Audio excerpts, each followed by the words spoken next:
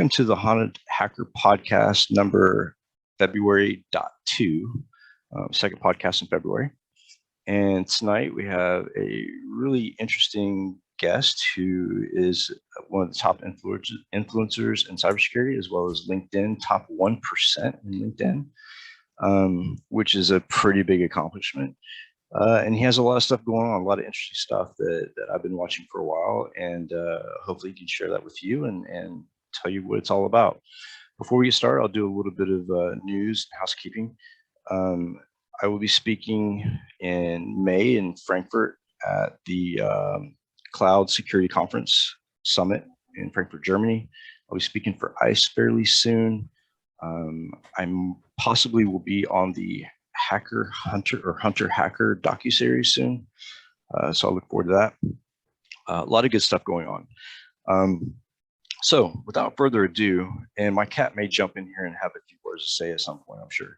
But without further ado, Ken, it's awesome to have you on the podcast. I know you're a busy man, and you have a lot of people to influence and just a phenomenal career. So why don't you introduce yourself and tell us a little bit about yourself and how you got to where you're at? Yeah, sounds good. Thanks again, Mike, for having me on. And just a real quick tip for anyone out there with cats, because I have one. You give it the secret before you go on any podcast, give it a can of wet food or some kind of treat or some catnip, and you'll be good to go for at least a period of time. They'll wake up eventually and come meow at you. So Ken Underhill, for those that are maybe listening or watching or whatnot and don't know who I am, I started out actually many years ago as a nurse and medic. I did pediatric nursing for a number of years, helping little kiddos out. Did healthcare IT for a while, was kind of networking, network security, moved into cyber, or what we call as cybersecurity is a buzzword these days. But InfoSec back in the ancient days when Mike and I were young, we called it that essentially. And eventually ended up doing pen testing several years back. And it's probably been, I don't know, 6, 7, 8 years, maybe longer. I started creating courses out there across the web, trying to help other people learn different cyber topics, etc.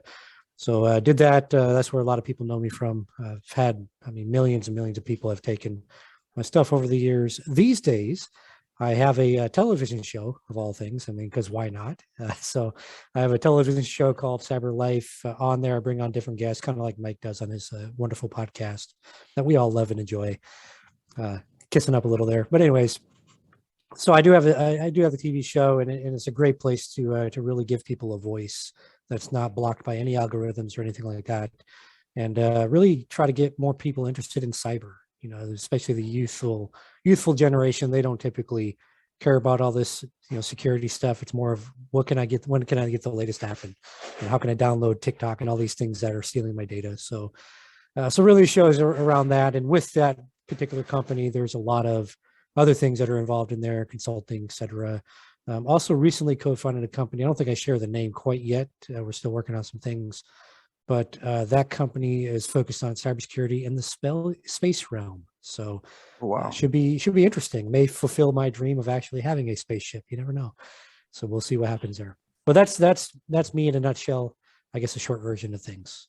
Grew up very poor. I think many people also will see that on social media. Occasionally I'll share a story about grew up in a rundown trailer, like literally no money, lived off the land, unfortunately, in certain situations. So I'm one of those people that grew up tough, like a lot of people out there. I'm not the only one, obviously.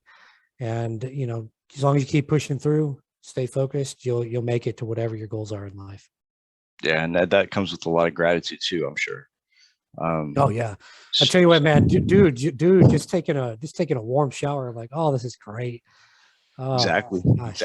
I thought it was really shocking when I was stuck in Europe for those years, and it was like you take for granted all the things that make you who you are, and all the luxuries that you had when it's all gone. So yeah, like the TV show, I think that's really cool. Like I haven't even thought about that, like that level, and the idea of space and cybersecurity. So I know Max Justice. I've had him on the show, and I'm infatuated with space exploration, the possibility of other life forms. The recent discovery of something giving off signals that are not what we're used to, that astronomers are used to seeing, that type of stuff. But yeah, like the stuff you do for kids, I think is amazing. And that's one of the things that drives me, is getting kids involved and engaged, but not so much on the technical side, because they already have that, right? 2-year-olds are walking around with iPads now, but more of, I guess, informing them about the potential threat. With kids on the internet now, and with technology as easy it is to obtain, it opens up, the family environment for some severe threats. What is your thought on that, and how do you see it? Do you see it as still that huge threat, or do you think maybe getting the word out and stuff like that is actually helping mitigate some of that threat to the children? I think you've got a mixture, right? You have people that, yes, they are aware of things, but they still do it. Like they're like, Yeah. whatever. They're Yeah. gonna do whatever. The threat's still there. It's not going away. And for those that don't know some of the threats, I mean, obviously grown adults being attracted to children, and we won't dive into that too much, but No. that's one of the major threats. There's cyber professionals that their children are targeted, and I think yes, we can give awareness. Yes, we can, do things like that. At the end of the day, there has to be ownership, at the parental level, as well as on the individual young person, to say, hey, I shouldn't do those things. I mean, I knew growing up, we didn't have all this technology growing up, by the way. Right. It was not, some people listening will see that stuff in museums of what we used to deal with, but there wasn't all this, but you still knew, like, oh, that creepy person in the van I shouldn't go towards, right? Just because they have free candy. And it's the same way online. Like you have to put another barrier in place with it online, because it's so easy for these types of individuals that have a malicious nature in their mind. It's so easy for them to reach out and touch you. And it's in ways that we often will say, oh, well, somebody messaging you. Well, that's not the only way. Someone can track you through your social media apps or the other apps you're using on your phone. And you may say, oh, well, it's a good example is Scott Augenbaum, who came on my show, a former FBI agent for a long time, seen a lot of things, a lot of bad things too.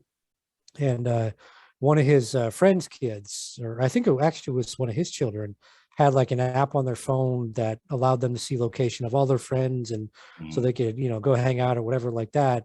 But the kid, even though Scott, speaking all the time on this kid still hadn't realized, like, oh, someone like can track you, somebody that's not your friend can track you, and and potentially do some harm to you with kidnapping or something worse. Even though kidnapping is bad, but there's worse things in life, I Much assure worse. you. Yeah. So things like that, like, even though there's awareness, it's just like a perpetual thing. And I think one challenge we see nowadays, especially, people are so freaking burnt out, man. Like, it's just nonstop. And I've actually spoken to some young women, and gosh, I feel old now because they're like early 20s. I'm like, these young women, these young whippersnappers, but but they don't care, because they use all these social media apps. And when I speak to them, like, are you aware of that? Like, yeah, but whatever, like, they're good. My data is already out there. I don't care. It's not a big deal. I'm like, but what if someone grabs your 1-year-old and traffics them? Like, to me, that's a big deal. They're like, yeah, that could happen. But, I always look around. I'm like, that if 5 guys are bum rushing you to take your 1-year-old, you're not going to stop them unless you have a firearm, if you're well trained. And even then, that's a hit and miss if you might be able to do so. It's just, it's a very complex problem, right? I guess is the way I'm going to say it, because people are just, it's so saturated on them. They've started to kind of pivot away. It'd be like, back in the day, your parents are like, don't like drink underage, which I'm not going to admit to you on recording that may or may not have happened. But your parents are like, don't drink underage. And so if they're perpetually saying that to you, at some point, most of us are going to be like, take a sip of that beer real quick, see what this is all about, right? Yeah. It's kind of in a similar fashion. People are so saturated these days that it's just, their just mind is like, whatever, I want happy thoughts, right? I want to focus on the happy things, not all this other chaos of the world, especially, with the pandemic and all these things going on. I will say that one measure of success, or one minor successful thing I've been able to do is leveraging candy of all things, which I know dentists out there are screaming right now as they're listening to this, like, no, don't eat candy, eat fruit or eat carrots or whatever. But the reality is most people eat candy, or they have at least, as a child. And so candy is something that with children, especially even young people in their teens and 20s and 30s, and I'm not going to say how old I am now, but people in the younger realm of things, as well as all the way up to people in their hundreds or whatever, or 100 plus, not hundreds. That'd be really old. That'd be awesome. It would be awesome. Yeah, possibly. It depends on what condition your body's in. But candy is a universal language. It's a language that in the military, I was able to leverage candy all over the world in a number of cases to get intelligence that otherwise we wouldn't have been able to get because of simple candy. So candy is something that I have leveraged successfully in like kind of teaching kids about some of the dangers. I'm like, okay, look, right, you got your candy. If this bad guy over here is able to track you down, they're going to steal all your candy. Do you want them to steal your candy? Oh, no, no, no. Okay. Well, Right. if we take off location services on this app and turn it off, then that helps protect against the bad guy taking your candy. Okay, that makes sense. And that type of thing makes sense to a 4-year-old, right? Right. And yes, they take teenagers and things like that, but also little kids are taken. And to explain to them, if you start talking about firewalls, and it's gonna be like, mom's on crack, right? Yeah. But if you start talking candy, that's something they actually care about in most cases, and it's a simple way to get it across. Is it perfect? No, but it is one of those methods I've used successfully in the past. Yeah, So kind of a long-winded answer for you, Mike. But well, that's okay. You'd be surprised how many adults, though, don't know the risks that they carry in their hand with cell phones. I did a talk in Oklahoma City late last year, and did a talk on Android hacking. And I showed how I was able to remotely get into an Android phone and poll for geolocation every 10 seconds. So literally tracking somebody live on the phone while I have their webcam activated, while I have their microphone activated, while I've downloaded their whole contact list, their SMSs, their phone calls. And the people were shocked. And I'm like, okay, the computer that you're holding in your hand is more powerful than the computer that first took Apollo to the moon. So, I mean, the computing power is insane. And there's a lot of features that people don't understand. And there's such a risk. And I just developed a new exploit for Android. I haven't released it yet. Working with a couple of people to talk about maybe letting the government have it first, and maybe letting the government bury it because it's pretty bad. But people don't understand the risk. And with kids and technology, a lot of parents, especially during the pandemic, and I've done talks over this, I don't know how many times in the last year, is that an iPad or a cell phone is not a babysitter. It's not something that you can just hand the kids and expect that, you don't have to be a parent. But unfortunately, there are a lot of parents out there that do that, and their kids are getting involved in things or being subjected to things that we don't want them involved with. And really, there's no way to get around that unless the parents start to understand the risk. So you have that gap between the parents' knowledge and the kids' knowledge of the devices, and definitely the parents' gap of knowledge on what can be done with that device in a negative way. And I thought it was really interesting. You brought out the fact that candy helped you get intelligence around the world.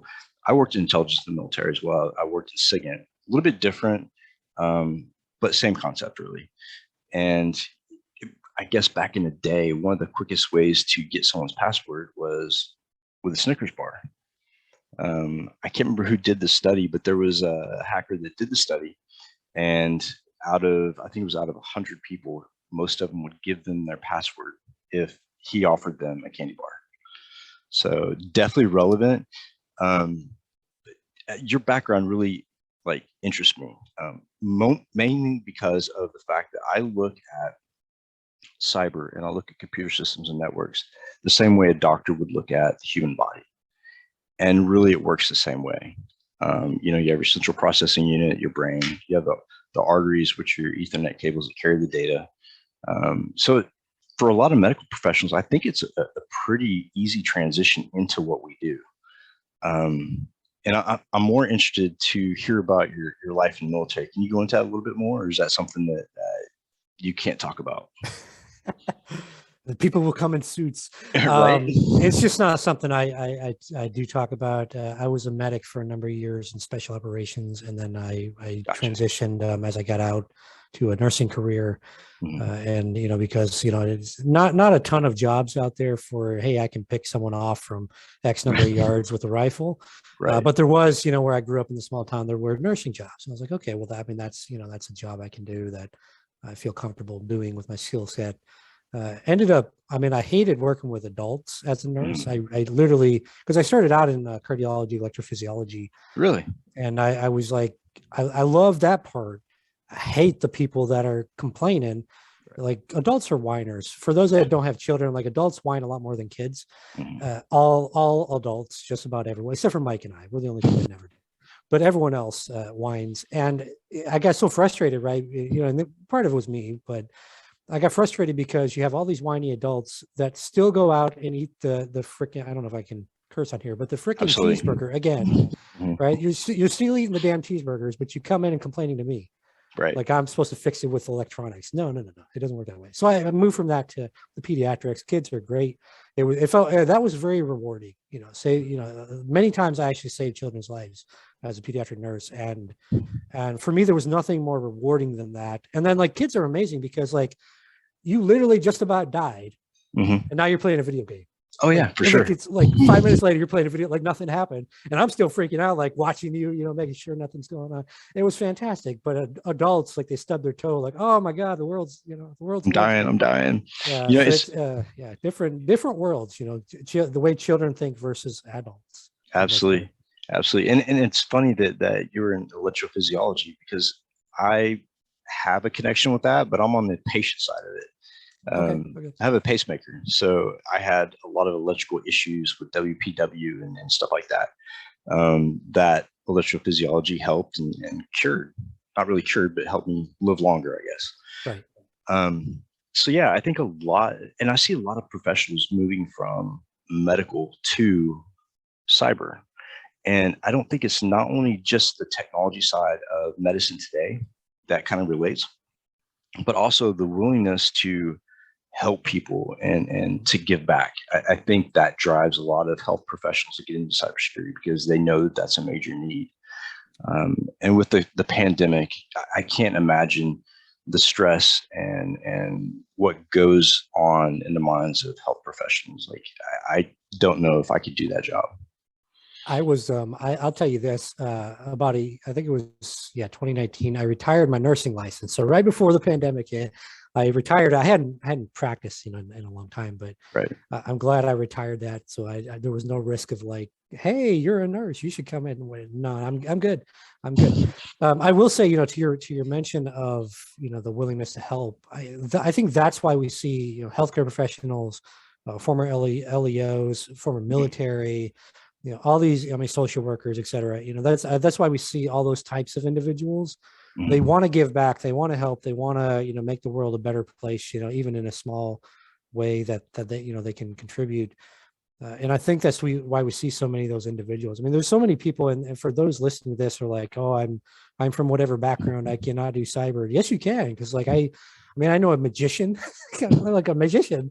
Did you, like, make yourself appear in cyber? But no, they actually, went through and, like, did the things. But I mean, that you got psychologists, you got auto mechanics. Gabby, I can't think of her. Oh my gosh, forgive me, Gabby. Last name starts with an H. She's on I'm the social same. media. You'll find her. Yeah. Gabby is phenomenal. For those that don't know her, you'll find her. You'll find her. Are you speaking about Gap Smash? Helpful. Yeah. Gabs. Yeah, Gabs. Yeah. Wonderful. Actually, I've known her for a number of years. And when I went to Black Hat, now it's been almost 3 years at Black Cat before all the, the before pandemic. So we call it BP, and then, AP after pandemic. But back when we could go in person without all these restrictions in place, I was at Black Hat, and I actually got to sit down with her and chat with her for a bit, and met a lot of people at Black Hat. Good time. People were hunting me at Black Hat. I wasn't sure at first how to Really? take that. It was a good thing. It ended up being a good thing, but I was like, why are all these people looking for me? Like, I'm just Ken. Like, I didn't, but I guess some people like me. I don't know. But I think, going back to the point of the healthcare thing, I think that's why we see a number of people getting into it, is really trying to give back. There's many people that have been victims of like identity theft. Mhm. I myself, but that wasn't my motivating factor. I actually, so real quick, I went back to, I worked IT long ago before the military briefly. Mhm. And then I went back into it after nursing, mostly because when I was working at a nurse at this place, I absolutely despised the IT team. I hated them. They were the worst morons in the world. And what I found is that I was like doing their job, because Mhm. everyone would come to me because I was actually like helping them. Yeah, strange concept, by the way. And I was like, well, why am I, like I'm working as a nurse getting paid this, and at the time, I was like, oh, IT pays this and I'm making like this. Come on, it's a no-brainer. Yeah. I'm gonna go back into that. So that was my motivation. But other people have a motivation, where they might have been victims, or Mhm. they want to do the noble thing or whatever like that. Mine was pretty selfish. I just didn't like two guys, and I leveraged that to get back in. So Yeah. On the reverse side, it's funny because when I was in the hospital, I have a tendency to reset my own IV pumps and mess with the technology and make sure that you're things are that running. guy. Yes, Yeah, you're yeah. that guy. So Hated the that guy. nurses would hear the alarms going off, and next thing you know, it was quiet, and they're like, "Did you just reset your pump?" And I'm like, "Yeah, absolutely." So I mean, technology is everywhere, and the funny thing is, like, it's not really funny, but the thing that I think is driving cybersecurity right now is the pandemic. We're in a situation now where we're forced to include the family environment and the home environment into our architecture and the cybersecurity risk threatscape. And I mean, it's bad. The VPNs were attacked. We're seeing a lot more ransomware. It's just constant.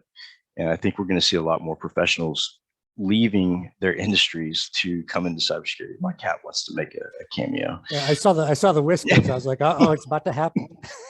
Yeah. So he's been asleep for hours. Oh no, well And that's how it works, Mike, right? Like yeah. I mentioned the trick with the cat. My cat's now looking at me like, oh, he's on a podcast. All right. Oh, and it's every time. It's every time I'm on the podcast, and he wants to jump up and put his hands over everything. Oh, yeah. But he's a Maine Coon, so he's like really questioning things. So, but yeah, so LinkedIn, that's how I became, I guess, exposed to who you were and what you were doing. And I was like, how does this guy get to be the 1% influencer in LinkedIn? How did that happen? Like, tell me the series of events that brought you from coming into the industry to being one of the industry's top influencers. Yeah, well, first off, I didn't know I was top 1% until you actually mentioned it today. I don't look at that stuff. So I actually had a LinkedIn many years ago, and like I did it all wrong, right? I listened to all the gurus, so I just added like everyone under the sun, and I was like, why doesn't anyone watch my post? And I deleted it because I was like, this is a distraction. And then I think a year or two later, I like created another one. I was like, okay, like my only focus here is to like help, Right. share knowledge and whatever like that. And that, I mean, that's what I've just been doing. I mean, I've got the online courses, so that drives a lot of people to stalking me, if you will, on LinkedIn. I get a ton of requests. I think I have over 1,000 like connection requests to go through. So by the way, if you're listening out there and you're like, I want to send this guy a request, send a message. So like you actually, like I quickly scan and say, oh, who's this person? If you just send me like a blank request, I think you're a bot. So I have to take the time to, investigate and all those things. That takes a long time. That's why there's 1,000 plus bots or people, whatever, waiting for me to accept their thing. So just send a quick message like, hey, I heard you on Mike's show or whatever, so I know you're real. But yeah, I mean, I had no intent. I know there are people that like their whole goal is build up their LinkedIn. Mhm. Now I'll sell you how to build up your LinkedIn. I'm like, okay, whatever. I don't get all that. I mean, I think I got, I don't know what, 20 or 24,000 or something followers or whatever. I mean, like 14, 15,000 connections. Who knows? I really don't. I honestly do not track those metrics. I Yeah. guess I should, because now I can be like, I'm 1%. I'm just a regular guy. I really am. I'm a regular guy that grew up very, very poor in a trailer, that had no shot at college until some teacher randomly recommended him for some scholarship program at a community college he had never heard of before. That saved me from going down a very bad path in life. Of course, I skirted that path for a little bit, like most young men. But eventually I got my act together, and here I am. With the LinkedIn thing, it's just giving back. It's just, Yeah. I don't post like on a regular schedule, I guess. Like some people are like, you got to post Monday and Friday and 2 p.m. and all that. I don't do all that. Like if I have a thought in my mind of something, like the recent post I get, I think it's got around 30,000 people seeing it or whatever right now, Awesome. but or viewers or whatever. But that one where I posted a picture of a trailer, not the one I grew up in because that's been long, destroyed, but a really Right. run down one that actually looked pretty nice compared to what I grew up in. But Right. I did that post and that was off the top of my head, right? So a lot of my posts are just I'm thinking about something, Yep. doing something else that I should actually be focused on, but instead I think of something in my head. I'm like, oh, I should go post that over on LinkedIn or whatever. And what I found with that, and I think this is a good segue into maybe a discussion on mental health. Mhm. What I found with that is a lot of people actually have reached out to me. I've had, I mean, probably at least 200 or so over Mhm. the years, I would say, just via LinkedIn, mentioning that some post I did, which I guess you would call motivational, some post I did or a funny post or whatever, that actually kept them alive. Like they were contemplating suicide. They hopped in or they got an alert on LinkedIn or whatever on their phone. They're like, cat meme or whatever. Mhm. And it brightened their day enough to keep them going. And it's very interesting. And why I want to talk about mental health is, we've lost a number of people in the industry, and also I've lost a number of people very, very close to me, as well as, some other people that I'm close to their families recently. One of those, made the media or whatever. But Mhm. I think it's important because cyber as a career, regardless of what you do, is going to be extremely stressful. Mhm. And many of us ex-military, we suffer from PTSD, and you have to learn how to adjust. Unless you want to take the pills from the VA, you learn how Right. to adjust on your own, and that's a journey in itself. And honestly, I myself struggle. Especially prior to meeting my wife, I struggled on a daily basis with Mhm. suicidal thoughts, just about every single day. I, several times put a pistol in my mouth and said, "All right, let's just do it." And something was always like, "No," And this is before I got on, LinkedIn and all these things or whatever. I kept going. Eventually, met my spouse, and she's very supportive of me, and she's helped significantly. She doesn't even know to the level that she's helped me with that. But the other thing that keeps me going is when I see someone or when someone sends me like that thank you, like I'll get a random thank you from people, and I'm like, okay, someone still needs me, right? There's someone else Right. still out there. A story I share, I think pretty frequently, or not so much frequently anymore, but when I created my very first online course, it wasn't cyber. It was a very basic health course. What are vitamins? What are minerals? Like stuff you can watch a YouTube video and get or whatever. And I was terrible, by the way, at the time of like filming and editing. It was like the ugliest looking course in the world, and there's so much hate mail, man. There's so many jerks Yep. just like you're an asshole, you should burn in hell, all these things. I'm like, well, thanks for the motivational speech. Yeah. But like there was one guy though that reached out, random message, like I literally was about to take the course down. I was like, screw all of you, go to hell, I'm never going to help people again.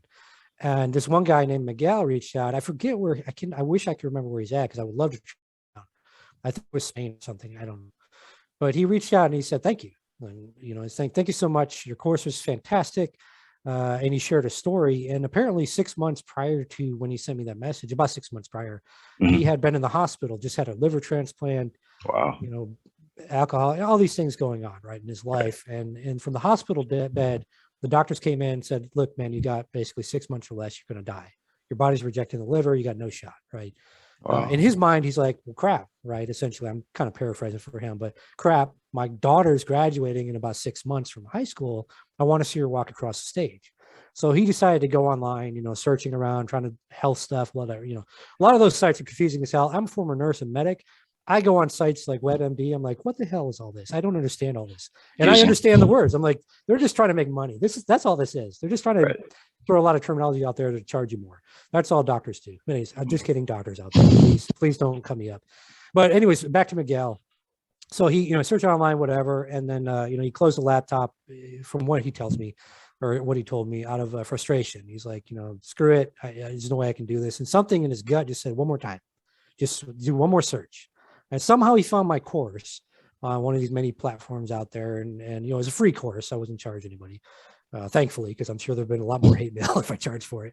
But he found the course. He watched it, it all made sense to him of, how to eat healthier, and things like that. He applied it, which is the most important thing that 99% of people don't do. Don't do. Yep. Just apply it. And so, long story short, he was able to watch his daughter graduate high school, walk across the stage, and he sent me that, that message right after, when they got home or whatever, and he got settled. And that kept me going all these years. That message right there is a reason why I kept going all these years. That's the only reason I keep helping people.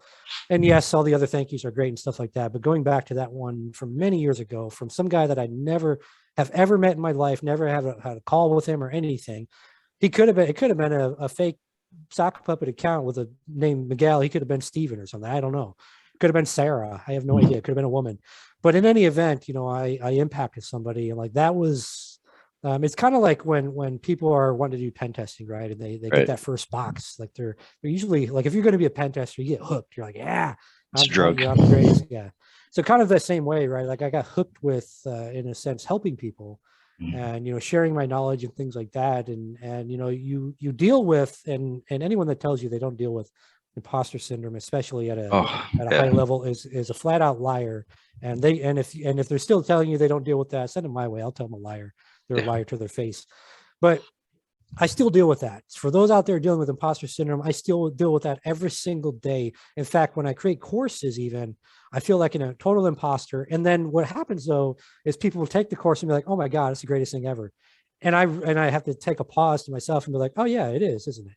Yeah. Right. So you're always going to deal with imposter syndrome is the other thing I'll say. Because people have such a tendency to compare themselves, right, with to other people. Yeah. And even on social media, right? Like you see all these people getting LinkedIn's terrible because you see this and you're like, shit, man, I'm not doing anything with my life. Like you're like, God, I'm not even doing this, right? You see people getting 97 certs and 46 college degrees and all these things, and they're taking selfies from Bermuda or whatever. I don't know. Hopefully not the Bermuda Triangle. Yeah. But like you're like, come on, man. Like who does all this? And people do it, but burnout is a real thing. Burnout is a real thing. Burnout. There's a lot of I think it's called functioning depression. I didn't even realize that till someone I really respect recently that lost their family member tragically, suicide. Until they mentioned that term, I hadn't heard it, and I was like, shit. I mean, I've been a functioning depression dude for years. Like I didn't even realize the terminology because I've never been officially diagnosed, because I refuse, because then I'll just get pills and I'm not going to take your pills. So makes it all better. Yeah, right. I refuse to take your pills. I don't even take vitamins. I'm like, let me just eat broccoli and stuff. Like, why would I don't need to take a vitamin? Just let me eat healthier. Come on, simple, smoothie. Exactly. But long story short, I mean, mental health is important. It's sometimes a topic that people don't want to talk about. There's a lot of narcotic and alcohol abuse in the industry. Like I'm just going to say it. There's a ton of it. And I want you to know, if you're someone that listening to this right now that has issues like that, understand you're not alone. And the other thing I'll say is, don't hesitate to reach out for help, even if it's just talking.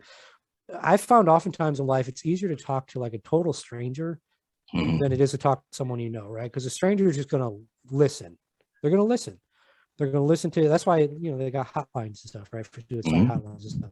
The stranger listen to you. They're not going to be like, well, what about this or that? You should have did this, should have did that. They're just going to shut up and listen to you. And oftentimes just talking about it a little bit, especially as a man, like there's a cliche, like your mental health, you should, you gotta be a tough manly man. Listen, I'm a tough manly man. I can assure you for my service record, I'm a tough manly man. Cool. I still talk about mental health. Still human. Still human. I'm not a crier, so I don't cry. Now Beyonce songs get to you, but aside from that, I'm not a crier. It's just me naturally though, right? I'm just not naturally a crier. Some people are, and that's totally fine. As male, female, however we're not binary here, so however you gender identify. It's okay to cry. It's okay to let out that human emotion side. You don't have to be a robot, even though you work in tech. You don't have to be a robot. But the biggest thing I want anyone listening to take away from this is there is help out there. There's a lot of organizations. There's a lot of people that all you have to do is ask, because I don't know what's going on in Mike's head right now, right? He could be like, this damn cat, that might be what he's thinking. Yeah, right? So I have no idea. But if he reached out to me and said, hey, man, I'm having a rough week, dude, let's get on a call. I don't care if it's midnight. Like, we're going to figure out a time that works. get on that call. Let's just talk through it. You know, sometimes it's just talking through it with someone else that's been through some stuff in their life that helps you, you know, understand things, you know. So Yeah, I guess that's a last year was a tough year.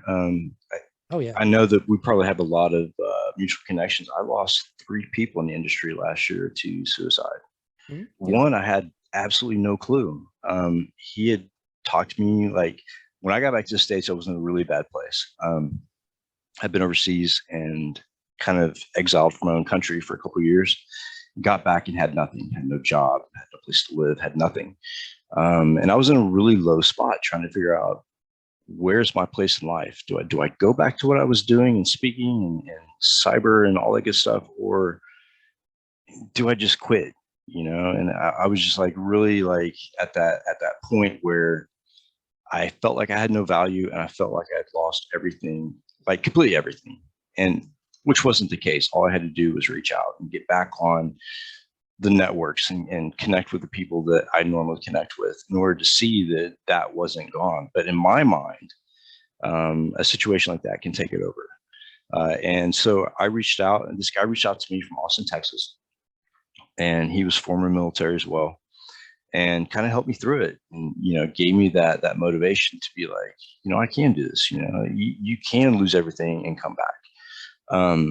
And what was sad was after helping me out through that, he went through the same thing, but he didn't reach out and ended up committing suicide. And that was really hard to take because here was a guy that helped me through probably the worst time of my life, but nobody could reach out to him because nobody knew. And I felt kind of robbed in a way. I felt like I should have been able to try to help, but I had no idea. And you never want to pry, because you don't know if what the situation is. And from the external view, everything looked fine. Everything looked great. And as men, I think we have a tendency to do that. I think when we're struggling up here, we focus even more on making this look like everything's great, everything's fine. Yep. But yeah, it's definitely a poison in our industry. I think depression and stuff like that, because and another thing I think that leads up to it is the people in our industry and what we do requires sometimes a different type of brain that may be wired just a little bit different and may not work as well in social situations as most people's. And there's a lot of self-doubt. There's a lot of, like you say, imposter syndrome, which I deal with daily. And I was just talking about earlier. I was like, I look at where I've been and I look at things on LinkedIn. I look at the videos and I look at the conferences I spoke at. And I'm like, why do people want to hear what I have to say? Am I really qualified to tell these people how to look at things? But I think that our mind is a very complex object. It's more like a computer, like a CPU.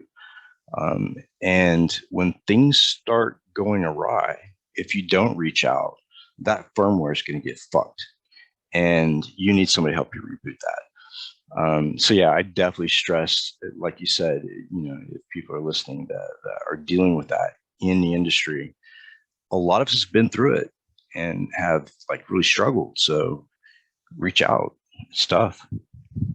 So Yeah, I think one other thing I'll just kind of tack onto that a little bit because it may or may not be appropriate. We'll see, but I think you mentioned it when you're looking at kind of, okay, here's these videos and things that I've done of conferences and things like that. I think oftentimes, and I'm the same way. Like I mean, I've on paper, right?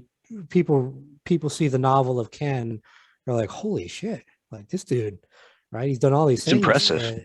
Yeah, well, yeah, but for me, I'm still just Ken, right? I'm still Yeah. Ken that, and not to associate myself with, like living in a trailer, but like I'm still Ken that is this literally the same guy growing up. It's just now people seem to want to hang with me. Back then, oh, you're poor, you scum, all these things. Right. Now it's like, oh, it's he's like one of the popular kids, whatever.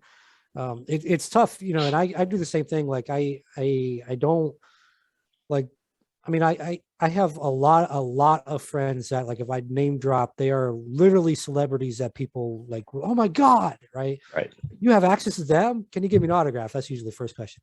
But like for me, I've never I guess it's kind of weird because I've never had that mindset. And this is going kind of, this will all make sense hopefully in a minute. If not, it's total Right. confusion, and that's okay. Chaos is fine. But I've never had the mindset of like, oh wow, look at all of these, people or these compliments, like I've never like registered my mind like that of like, ooh, wow, look at this, right? Like it's, with celebrities or whom have you, I'm always just like, cool, hey, how you doing, Mike, right?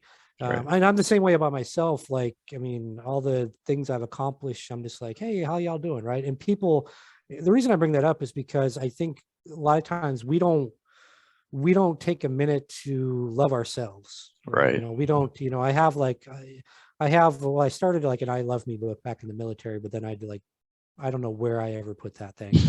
But I do have kind of an I love me stuff around here. I kind of put things in a pile, if you will. Mhm. So for all the like organized people out there, they're going to be freaking out. Oh my God, a pile of stuff. Ah. But it's a pile of assorted things, but it's like different accomplishments, right? Like trademarks and these things that I've done myself without attorneys and all, like my patent stuff and all Right. these different things, right? But for me, I had to force myself is one thing I'm going to say here for those that out there that are doing a lot of things and you don't register it, like myself or Mike. You're kind of like, why the hell are people caring what I have to say? You have to force yourself to look at the things and just kind of take a pause. And that might be once a week, might be, it could be a daily thing, depending on what you need. It could be once a year or something, but I typically do it just whenever I feel like I need it. I Mhm. just take a pause and I say, okay, kid called trailer trash all the damn time. Let me look through this pile. Oh my gosh, look at what this kid has done just so far in his life. And he's got a lot of life left. Yep. That's one kick-ass kid right there, And of course, now I'm a grown man. But if I shave, I look like I'm 12 still, so it's all good. But I think for those out there that are kind of facing a similar struggle, right, where you're just kind of like, what the hell? Why do people care about me? I'm just, I'm just Mike. I'm just Ken. Whatever. I think you have to force it upon yourself in a way, and just say, okay, here's. I mean, it could just be a collage of pictures of things you've done or whatever. But just like Right. you got to take that pause mentally and say, I started here in life, and now I'm here, and these are all the things I've done, and just really pat yourself on the back, man. You got to be selfish. That's the other thing I've started in 2022. I am a selfish bastard this year. I'll tell you that right now, man. I'm a selfish bastard. Not saying I'm not going to help people, but like I started totally cutting away all sorts of time. Like I'm very selective on like, podcasts and things I go on these days because I'm like, I unfortunately just don't have enough time for Ken. Well, I appreciate you made And time for this one. well, dude, you said Mike invited me, all of you, and I was like, oh my God. I threw the cat in the trash. It's like, get out of here. I got to get this done. But I'm just more mindful of my time because I'm like, look, and it's usually like when I lose a close friend, a suicide thing, I of course you Right. reflect on it. You're like, shit, life's short. Mhm. So for me, I made a commitment because I'm involved in a lot of things. So I mean, I've started really carving things back. I closed down a couple companies, sold off, Mhm. things, and I did that because I was planning for 2022 to not be like a lazy year, but more of, like, let me get my life back, so to speak, right? Let me just slow down. It's okay to slow down. It's okay for me not to go get 900 certs because I personally don't give a crap about certifications or Zero. college degrees. I only did it because I had Army money to use. That's why I got, the Masters of Western Governors and the undergrad and stuff like that. I wasn't one of these people like, let me get a master's in cyber and try to get a job in cyber. I was Right. just like, let me get this degree because I've got money to spend. And if I don't spend it, then it's kind of lost. And I definitely Government put in the keeps work it. to get it. So Yeah. yeah. They got enough for me. They still owe me a paycheck for my Yeah. last paycheck. But anyways, Oh, ouch. whatever. I let it go. I was like, you can spend the money to try to get that, or you can just move on with life. And I'm like, Right. I had a good time, met a lot of good people, some things I didn't like, but now I'm still alive and I can Yep. go live my life. Whereas, very close friends of mine can't do that. So let me go live my Absolutely. life for them. But really in 2022, I'm taking a Ken, I'm being selfish. And I encourage everyone listening to this to be selfish. There's no reason why you cannot take some time to yourself, why you can't take an extra year to get the cert or put your college degree on pause for a year or something like that. But there's no reason why you can't do that stuff. There's no reason why you can't take a break from a cyber career, right? If you're working right now, been in for 10 years, dude, freaking do something else for 6 months or a year. Explore something else. I'll tell you what, Mike, man,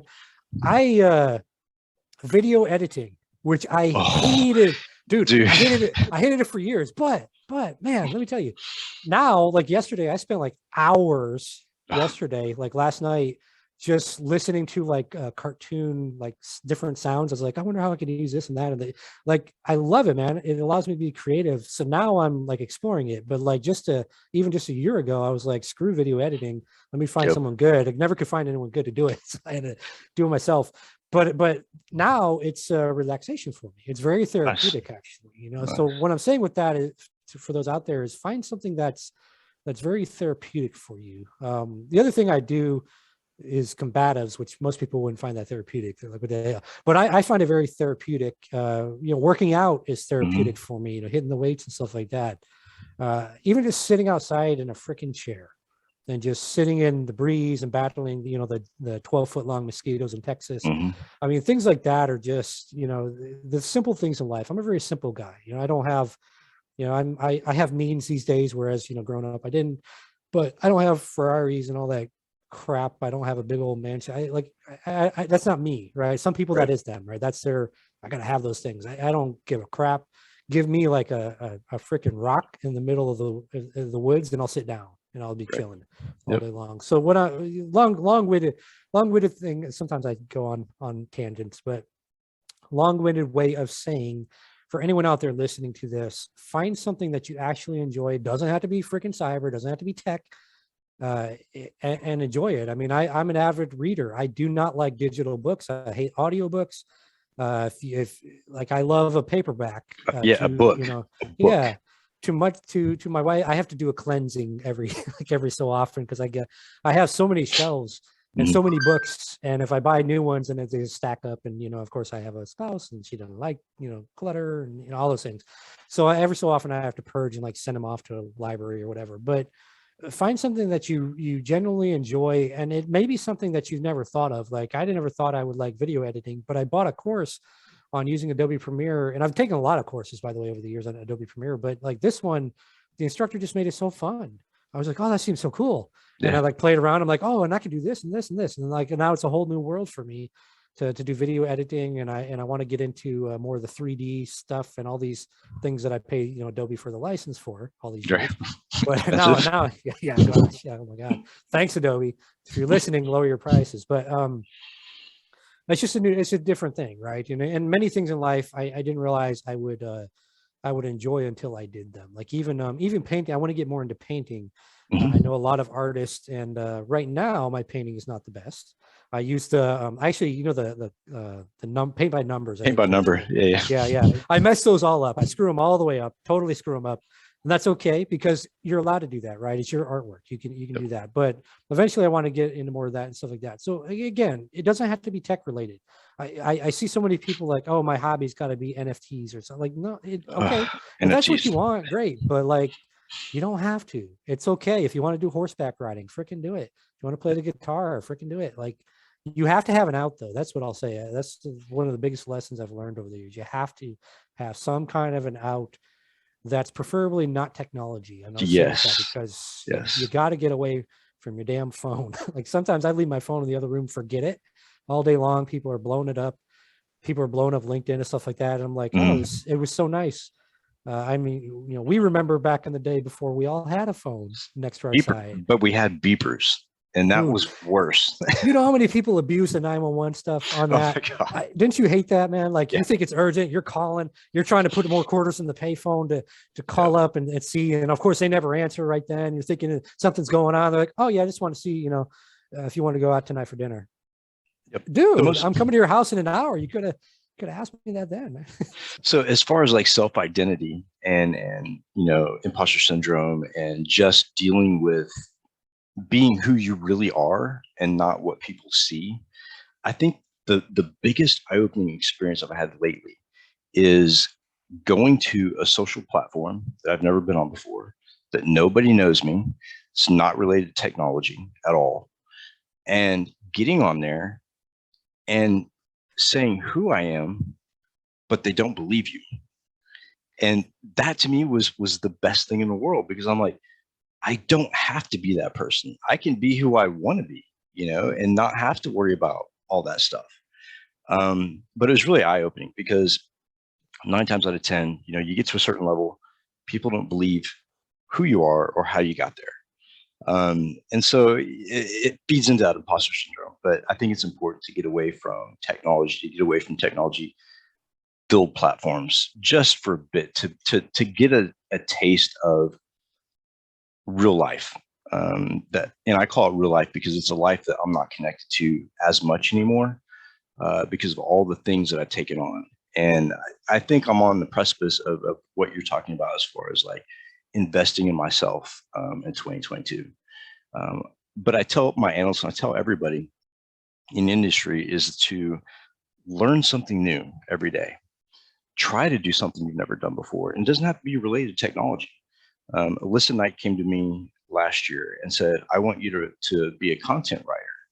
And I was like, I don't write. Like, I barely graduated high school. Yes, I have tons of college credits, but I hate writing. I love reading, but I hate writing. And she said, just give it a shot. And so she talked me through it. I learned Studio Binder, a platform I've never seen before, didn't understand it. And I got to see things from a different point of view.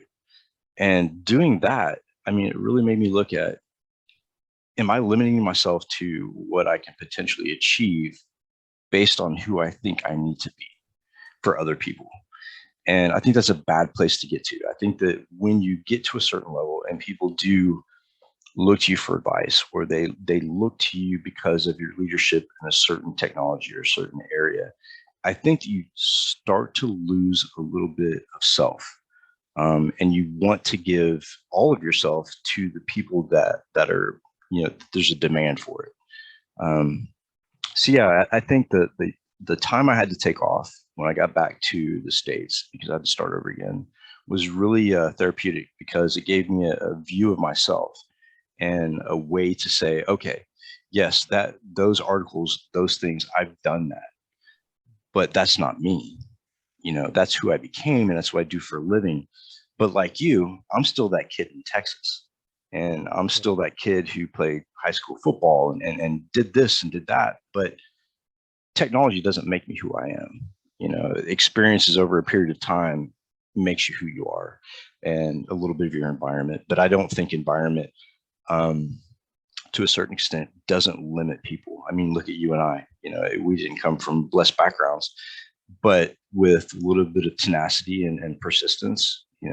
I tell people there's certain things you have to have in cyber, that other areas of, I guess, professionalism doesn't require, or not as much. And one is persistence, and the other one is tenacity. And the most important is the ability to say no, and know when enough is enough. Because you can, in this industry, you can definitely get wrapped up in working 24/7 and meeting deadlines. And the hardest thing for me to understand, and I still haven't mastered this yet, is turning things down. If I have a company or a group, for instance, I did a talk in Sweden last week. And the timing, I was working, it was during the day, and I had to do this talk. But I felt like, and I really enjoyed doing the talk, and I would have done it regardless. But there are some times when someone calls me and says, hey, can you be up at 3 o'clock in the morning to speak in Singapore? And I do it because I feel like if I don't, I'm going to lose relevance. And that, I think that's a really dangerous place to be sometimes, because you do run yourself thin and ragged, and loss of sleep and all that good stuff.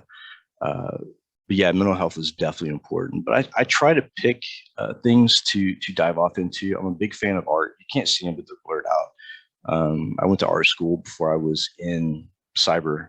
Did a lot of things before I was in cyber. I was a professional boxer. I dove off into art. But I picked up this new hobby, and I made a mistake, because I picked up 3D printing. And even though it's something like a maker, I'm creating something, it's still technology, and I'm still doing calculations. I'm still looking at ambient room temperatures and how the CPU is running. And just do yourself a favor, pick up hiking or watercolor or painting or whatever. But yeah, you definitely need a break. And as far as like video editing, dude, I envy you because I try to dive off into that with this podcast and just not happening. I just can't do it. And so this podcast is probably one of the most amateur filmed podcasts, I guess, or content, not really content, but the way it looks and the aesthetics. And I was going to change. I was going to bring on an editor and all that good stuff. And someone told me, no, your podcast is important because it's real talk. It's not the corporate bullshit. Just let it evolve as it will. But I envy people who have like the really cool graphics and stuff. I'm like, man, one of these days I'm gonna grow up and have a podcast like that. Yeah, it's funny how easy the graphics actually are. Like when you have a good teacher, right? Right. When you just have like, there's a lot of these kind of corporate, trainings and stuff like that out there that like you're just like, oh my God, why am I sitting through 10 hours of course? I just want to know how to do this one damn thing. And that's why I feel so fortunate to find the course I found, because it's like a 5 or 10 minute video. I learn how to do the one thing I'm looking to do. I don't have to look at any other parts of the course, but I do because I'm like, this is so fucking cool. Yeah. But like, I don't have to because I found the thing, I found the problem I need to solve. I will say, just kind of piggybacking off a lot of what you were saying there, for those out there listening, go with the current. Mm-hmm. And regardless of your belief pattern, whatever, just keep in your mind, go with the current. So if you think about the ocean or any river or whatever, actually think about riptides. Think about riptides. Well, yeah, riptides too. So some people may not know. Let me tell you, I was dumb enough. So there was this river near where I grew up at, and I was dumb enough.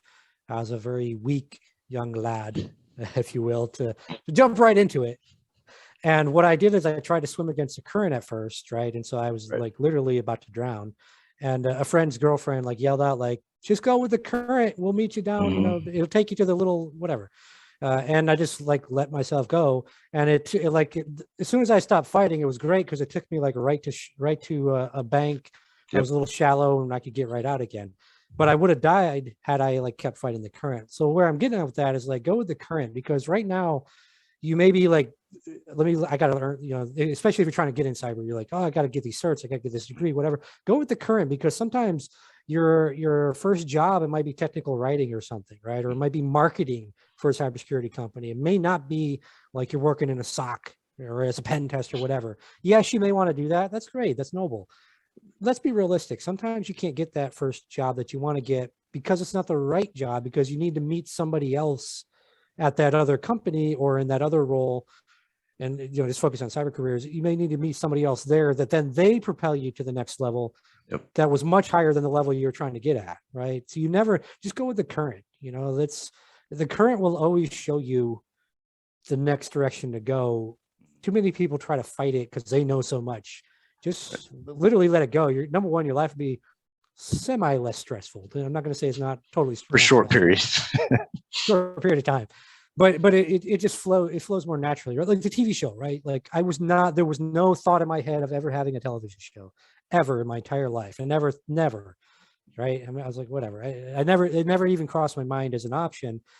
But I knew from years ago from a mentor that said, follow the current, just go with the flow, essentially, right? That's a term for you youngins out there. We used to say, go with the flow. Now they probably have some fancy whatever. And there's probably a dance or something. YOLO. Yeah, there you go. YOLO. Oh gosh, we could spend hours on that alone. By the way, don't say YOLO and jump into people's property like at a gas station, destroying it. That's not cool. That's not cool, right? It takes a long time to. I worked briefly at a pharmacy, and I was actually so. There's a lot. We could go for hours because I share a lot of stories. But I worked very briefly, and by briefly I mean 2 weeks at a pharmacy. I won't say the name, but I worked there, and I could never, like, you would think it's so simple to stock a shelf, like, set up the little things or whatever. I forget what they called it, but like I could not do that like fast or effective. Like my brain didn't work like that, right? So like it would take me hours to like look at the weird ass diagram they'd have, and I'd be like, is that 3 pegs up? Is that 2? I don't understand. The boss would be coming yelling and stuff like that. I left there because they had a habit of like holding your first paycheck like for 3 months, and then they would release it, and I was like, the hell? I don't work for free. So I left there, you know, sued them, all that stuff. Long story short, but I don't know where the hell I was going with that. But you know what? I'll turn it into a lesson. You're not going to be good at everything in life.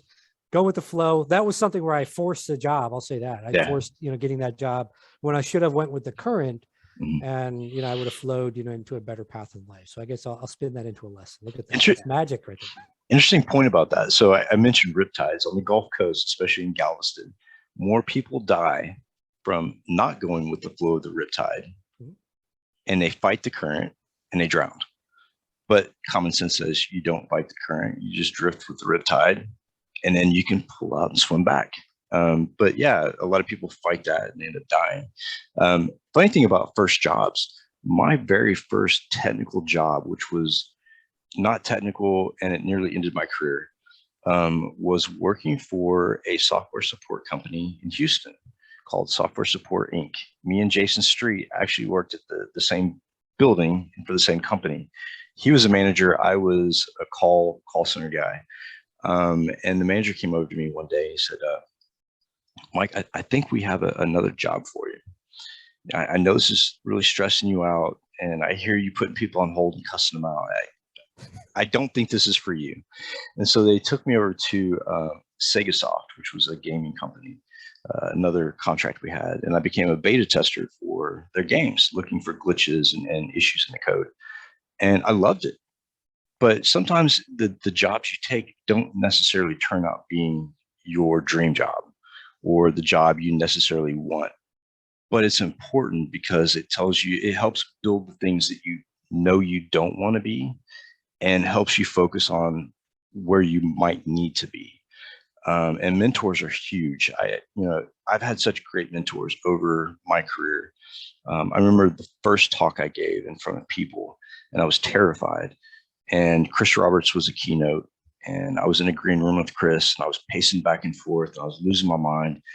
And he said, "Mate, what is wrong with you?"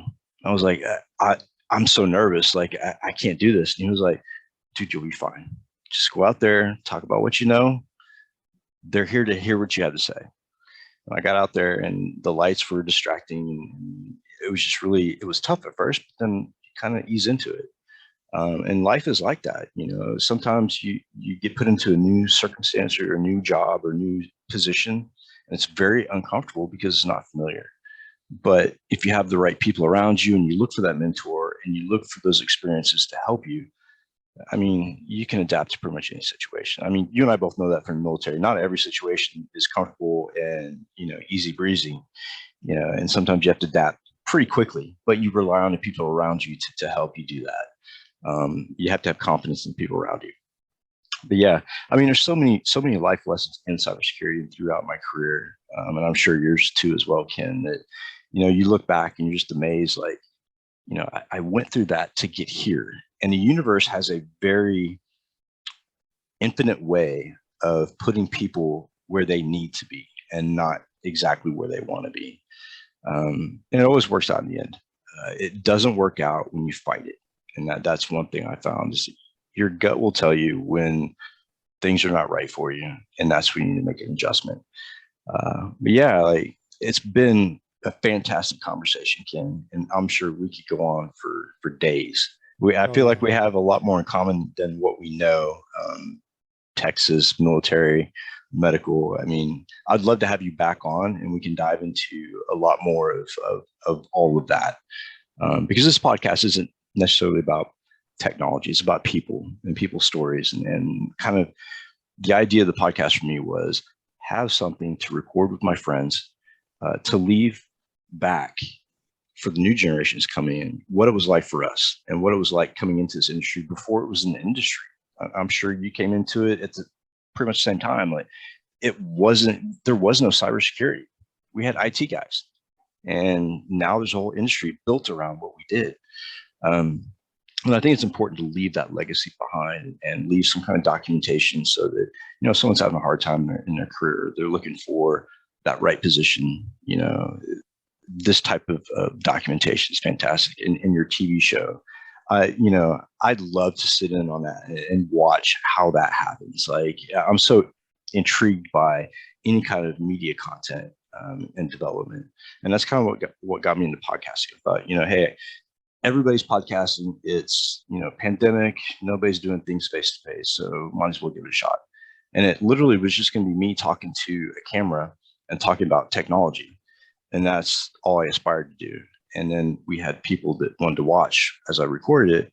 And it became what we have now is, full blown type of production, very amateur production. But, I get to spend time with my friends. I get to meet new people. I learn something new every day.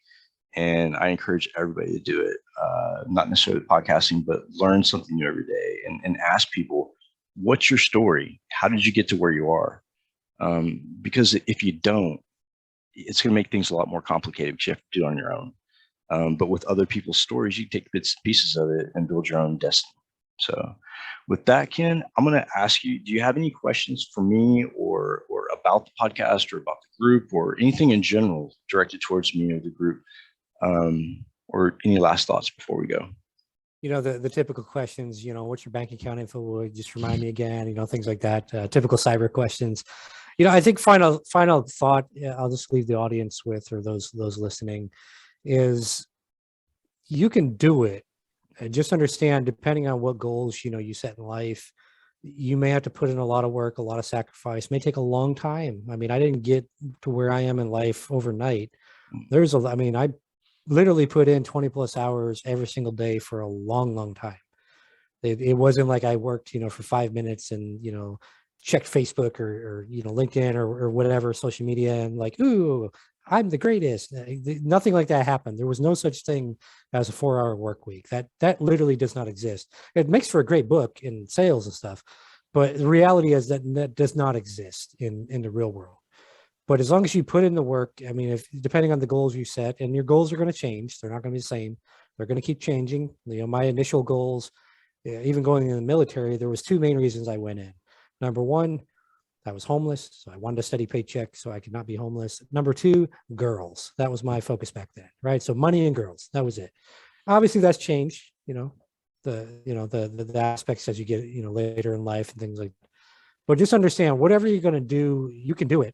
You have everything you need within you already. Like there's nothing that I have that I've learned at university or anything like that. It's actually, I don't want to say it's never helped me, but like I've had everything already within me since day one.